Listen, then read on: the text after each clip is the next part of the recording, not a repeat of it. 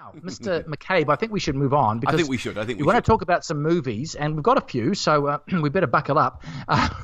First of all, let's start with a film we both saw not just a few days ago. This is the latest from Steven Spielberg. It's a futuristic adventure which is set both on Earth and in a virtual world, that world called the Oasis. Yes. The film is called Ready Player One.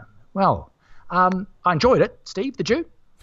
I don't know. I can't decide. It's been a week, and I'm still completely torn. It's a confusing film, and I don't mean because I couldn't keep up with the story. I'm going to flatter myself that I'm smarter than that.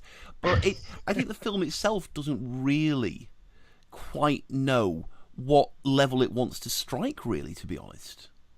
Should we do the story synopsis very quickly? Yeah, I'll let you perhaps just give us a quick idea of the story. Well, very basically, you've got young Wade. He's about 16-ish, played by Ty Sheridan, who lives in, I think it's 2045, in Columbus, Ohio, in the Stacks, which is basically a high-rise trailer park. And it's part of a world in which everyone's plugged into this new online community called the Oasis. Complete virtual immersion. It's basically, if anyone has ever played a game called Second Life that came and went about 10 years ago, it's that on steroids. Okay.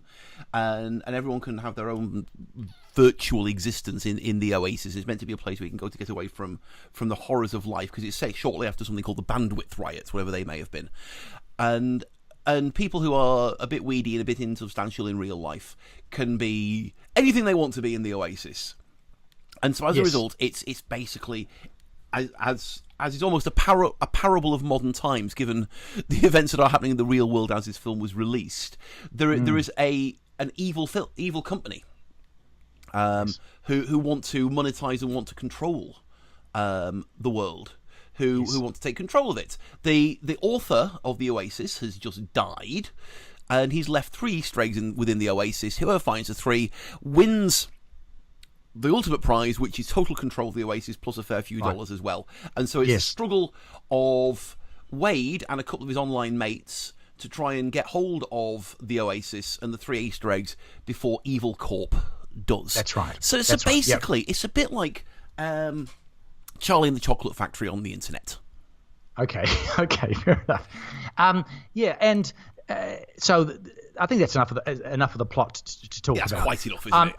I think that I wrote in my review on our website that it was sort of a film pitched at 2 audiences. Yeah. I'm not into gaming at all. A lot of younger people, and maybe people my age, who are, and there's a part of the film which is clearly geared to entertaining those folks, because it's got the whole virtual world, which is superbly rendered, and there's a lot of imagination goes into the visuals in this film, and that's fine.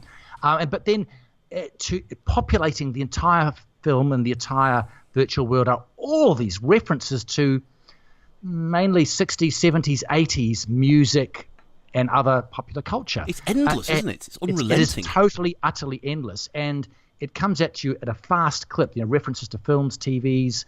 There are songs, memorabilia comes at you, and I almost gave up after a while. I was trying to spot things, and it became just a torrent, and I had to.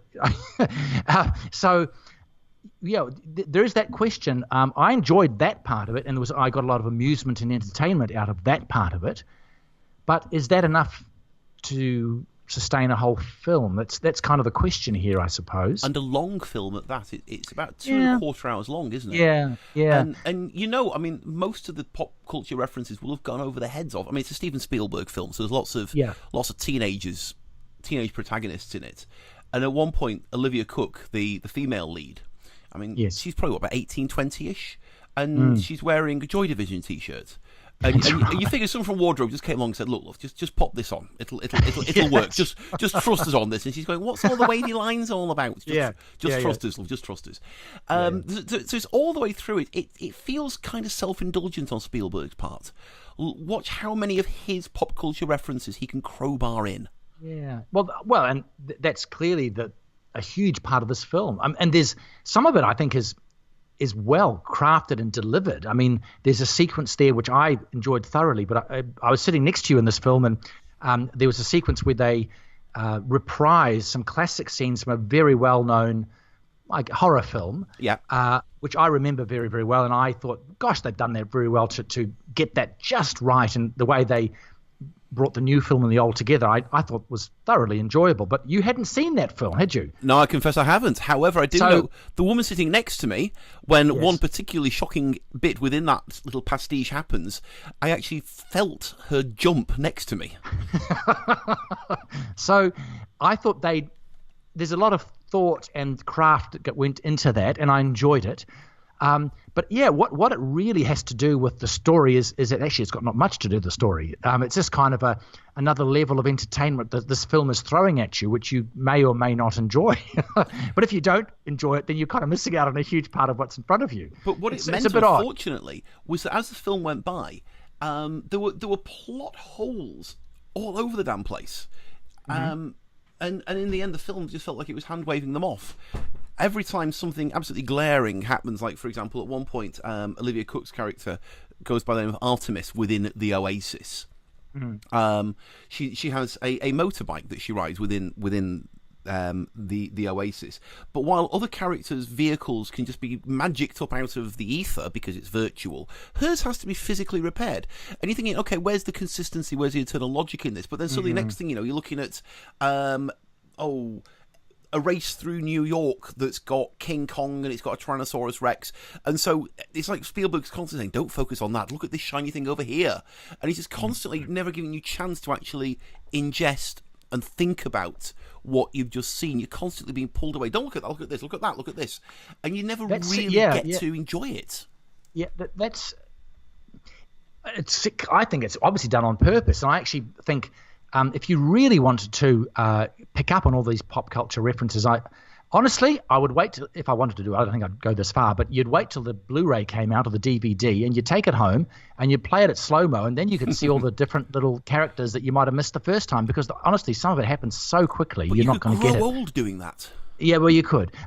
So, look, it moves along at, as you say, an incredible clip.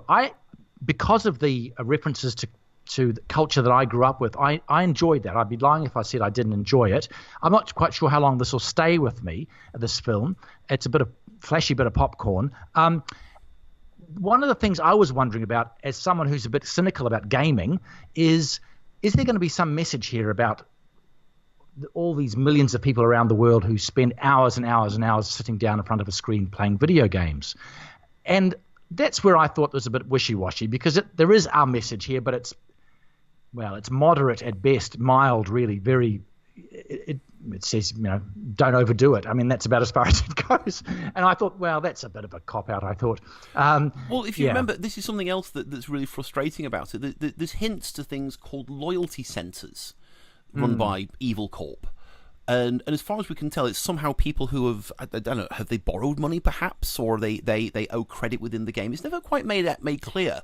And yet somehow they're in some sort of quasi-governmental penal cells where they have to do work within the Oasis. And there's an interesting premise in there that could be worth exploring. There could be an entire story in that, but Spielberg's more interested in, hey, look, did you notice the Billy Idol record I just left on your man's desk there?